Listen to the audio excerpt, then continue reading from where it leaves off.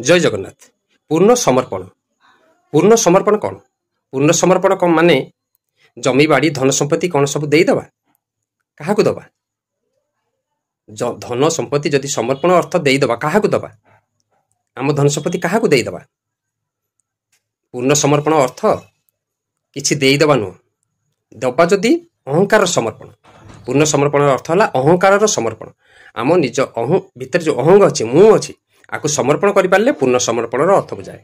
आउ गोटे समर्पण है धन संपत्ति सबू क्या देदबा नु मानिबा स्वीकार करवा। ये सब भगवान माने मने मने आमे भगवान बोली आपको स्वीकार करवा। स्वीकारोक्ति धन संपत्ति सब भगवान मु दास सेवक मु यार रक्षणाबेक्षण निजुक्ति पाई।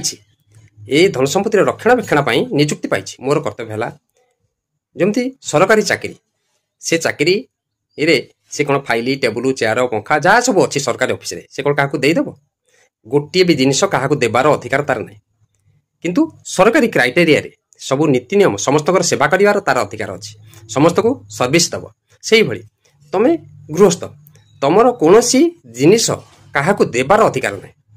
तुम्हें से क्राइटेरिया भितर रहीकि माता प्रति कर्तव्य पिता प्रति कर्तव्य पुत्र प्रति पुत्र झील प्रति कर्तव्य बंधु परिवेश प्रतिवेशी प्रति कर्तव्य ये सब कर्तव्य पालन कर। यहीटा मने मने मानव जे यहाँ सब भगवान संसार। भगवान मत निजुक्ति देती आउ पुत्र हिसाब से जन्म कर झील हिसाब से जन्म कर मोर कर्तव्य है मत यह सब करने को हम।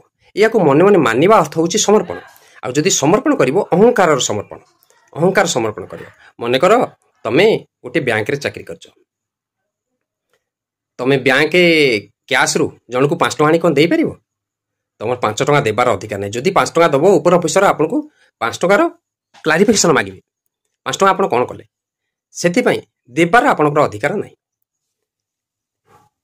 मनकर आपनकर अत्यंत क्या प्रति दया है कि देवा को इच्छा है आप 5 टଙ୍କା दान कले जदि किए पचारे आपण टंका देले कि आप कहे ना ना मु किछि देनी मुझे देखिली आप देले ना ना सेटा तांकर थिला तांकु दियागला।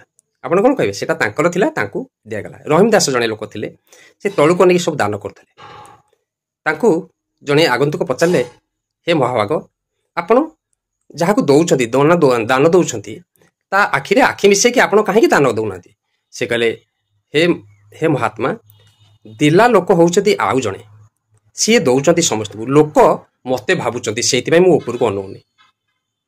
जय जगन्नाथ।